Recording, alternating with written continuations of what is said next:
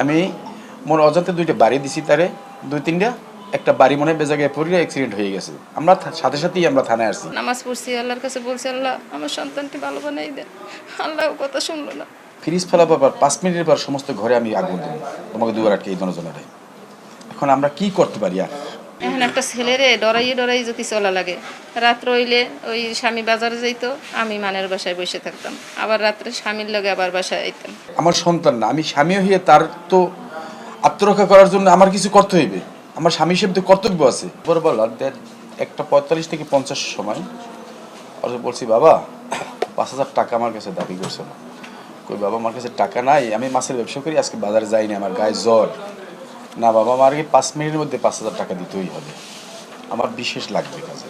ওই পোলা পানে ফোন দিয়ে নেয়, নেওয়ার পর কি খাইয়ে আমি তো আর জানি না। আমার না রান্না করতে দিত, চুলায় পানি ঢালতো, কেন আমার গায়ে কলস উড়েই পানি ঢালিয়ে দিত।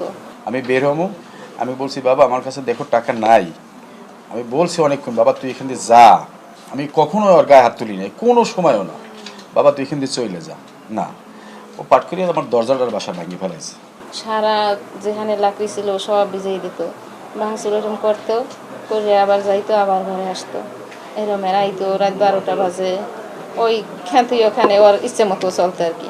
ফ্রিজের তারমার সব খুলছে, ফ্রিজটা ফালাই দেবে। এই দুইটা জিনিস ফাড়াইছে মাত্র, একটা হলো দরজা ভাঙিয়ে ফেলাইছে আর আংলা ফাড়াইছে। ফ্রিজের যত বিদ্যুৎ ছিল সব ছিঁড়ে ফেলাইছে। 3 মিনিট সময় দেবেন তোমার, 3 মিনিটের মধ্যে যদি আমার টাকা না দাও আমি ফ্রিজ ফালাই দেবো। আজকে তো ওই ওর বাবার সাথে ওই ইডে করছে, আমার কয় তুই আমার চোখের সামনে আইলে তোরে ধরে কালে সিটে ফেলাই দেবো, তুই আমার চোখের সামনে আসবি না। আমার ঘর ছোট, আমরা গরিব, ভাঙ্গা চুরা ঘর, বুঝছেন, আমার কোনো সেফের জায়গা নাই, আমি যে সেফের জায়গায় থাকবো। ফ্রিজ ফেলাবার পর 5 মিনিটের পর সমস্ত ঘরে আমি আগুন দেবো, তোমাকে দুবার আটকে এই জনজনারে। এখন আমরা কি করতে পারি আর? আমাদের কি করণীয় আছে? নিজের তো জীবন রক্ষা করতে, এর মধ্যে আমরা ঘরে আগুন দেবো। বিদ্যুতের তার খুললে দিলাম, কিন্তু বিদ্যুতের আগুন দিলে আমি নিজেও মারা যাবো, আরও পশুপতি খারাপ হইবে। আর মায়ের গায়ে খুব অত্যাচার করছে, আর মায়ের একটা লাথি দিছে, আর মা অনেক দূরে পড়ে গেছে। এখন একটা ছেলেরে ডরাই যদি চলা লাগে, রাত্র হইলে ওই স্বামী বাজারে যাইতো, আমি মানের বাসায় বসে থাকতাম, আবার রাত্রে স্বামীর লগে আবার বাসায় আইতাম, আবার সকালে স্বামী যাইতে, আবার আমি মানুষের বাড়ি দুয়ারে কয়দিন থাকা যায়, আমি এরকম পলাই থাকতাম ছেলের ডরে। পড়াশোনা করতে এসেছি, পরীক্ষা দিয়েছিল ফার্স্ট ইয়ারে, তারপর আর পড়াশোনা করে নাই। আর মায়ের একটা লাথি মারছে, মা অনেক দূরে পড়ে গেছে। এখন তার আমি আমার সন্তান না, আমি স্বামী হয়ে তার তো আত্মরক্ষা করার জন্য আমার কিছু করতে হইবে। আমার স্বামী হিসেবে তো কর্তব্য আছে। আমি তার একটা পাশেই একটা ছিল, একটা লাঠি, এই রডের মতো ছিল, পাইপ, প্লাস্টিকের পাইপ না, ওটা মনে হয় লোহারই পাইপ।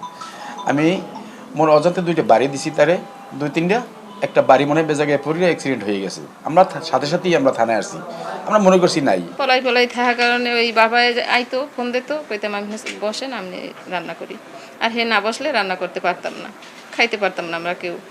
এইভাবে দিন অনেক চলে গেছে, তারপরও সহ্য করছি। ছেলে ভালো হইবি এনে আল্লাহর কাছে বলছি, কত নামাজ পড়ছি, আল্লাহর কাছে বলছি, আল্লাহ আমার সন্তানকে ভালো বানাই দেন। আল্লাহ কথা শুনলো না, শেষ মাস তো এই ঘটনা হয়ে গেল। ছোটবেলা হইতে লালন পালন করে কে চায় যে সন্তানকে, শুধু একটু বিড়াল পালে তার গায়ে তো হাত তুলতে চায় না, সন্তান তো অনেক কাছের। আমি ওরে অনেকবার যাইতে বলছি, তারপরও আমারে, আমি একটা পিডেন্দিস মতন আমার গলা চাপে ধরছে। এখন আমার বাঁচার জন্য তো আমার কিছু করতে হবে, বাঁচার জন্য হাতের পাশে লাঠি পেয়েছি। একটা সামরাই 2 দিন আগেই বাসায় ও ঘুমায়, ওরে উঠেই নেছে, ও একটা গামছা কান্দে দিয়ে হেফের গেছে রাস্তার খুলে, যাই কি করে দিয়েছে তা তো জানি না। ছেলেটা চলে গেছে, আর ফেরত আসবে না। কিন্তু আমাদের পার্শ্ববর্তী এলাকায় আরও এরকম অঘটনা ঘটতে আছে রেগুলারই। কিন্তু এই মাদকটা যদি বন্ধ না করে, সেটা আরও অনেক ছেলে মেয়ে নষ্ট হয়ে যাবে। আর মোবাইলে যারা ফোন দিছে তাদের আমি একটু শাস্তি দিয়ে। আজকে যে ঘটনা হয়েছে বেলা 2টোর দিকে, তার মাকে হাসান ফোর্স করছে 5,000 টাকার জন্য চার্জ।